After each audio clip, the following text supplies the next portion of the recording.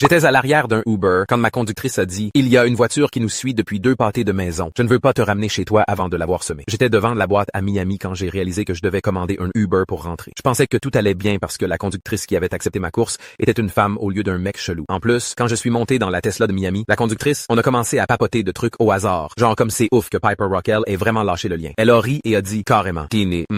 Ce qui m'a fait l'apprécier instantanément. Mais c'est là que c'est arrivé. Elle a pris à droite et on s'éloignait de chez moi au lieu de s'en rapprocher.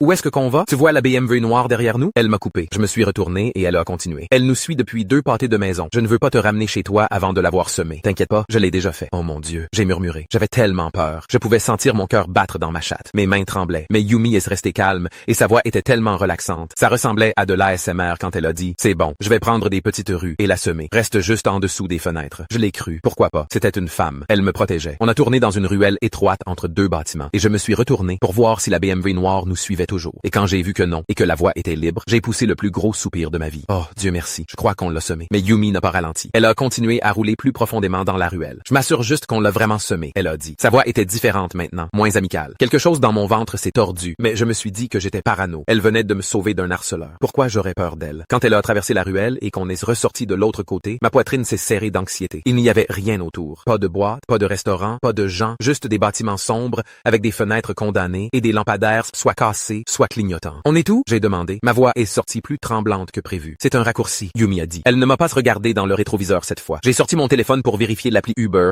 et mon sang s'est glacé. L'appli disait que le trajet était terminé, mais on roulait toujours. Pourquoi elle aurait terminé la course si on n'était pas encore chez moi? À moins qu'elle ne veuille pas qu'Uber suive ou elle m'emmenait vraiment. J'étais sur le point d'envoyer un texto à la police, mais c'est là que mon téléphone est mort. Ça va derrière? Yumi a demandé. J'ai levé les yeux et j'ai croisé son regard dans le rétroviseur. Il n'était plus chaleureux. Il m'observait, calculait. Ça va? J'ai menti. Juste fatigué. Elle a souri faussement comme une hôtesse de l'air qui déteste les clients. Je voulais crier, mais je ne pouvais pas parce que maintenant je réalisais la vérité et ça me rendait malade. Il n'y avait jamais eu personne qui nous suivait. Elle avait tout inventé. Elle avait tout inventé pour m'éloigner des routes principales. Yumi a tourné dans une impasse sous un pont sombre et c'est là que je l'ai vue. Sous le pont, il y avait la même BMW noire de tout à l'heure garée avec 2 hommes à l'air flippant sur les sièges avant. Il n'y avait personne d'autre autour. Tout mon corps est devenu engourdi de terreur. Dès qu'on s'est garé, j'ai attrapé la poignée de la porte, mais elle ne s'ouvrait pas. J'étais piégé. Les larmes ont commencé à couler sur mon visage. S'il vous plaît, ne faites pas ça. Je travaille à Wall Street. J'ai de l'argent. Je vous donnerai tout ce que vous voulez. Yumi a levé les yeux au ciel et a dit « C'est pas une question d'argent. » Comme si c'était moi qui l'embêtais. C'est là que c'est arrivé. Les portes de la voiture garée sous le pont se sont ouvertes. 2 grands hommes sont sortis. Ils marchaient vers nous. J'ai crié « Boum, boum, boum ». J'ai tapé sur les fenêtres avec mes poings et c'est là que je l'ai entendu. « Hé, laissez-la tranquille. » J'ai déjà appelé les flics. J'ai levé les yeux pour voir un SDF qui marchait vers nous. Il avait son téléphone avec la caméra pointée directement sur Yumi et les 2 hommes. J'ai vos visages en vidéo. Les flics arrivent. Bref, ils sont tous en prison. Et j'ai fait une pipe au SDF pour le remercier.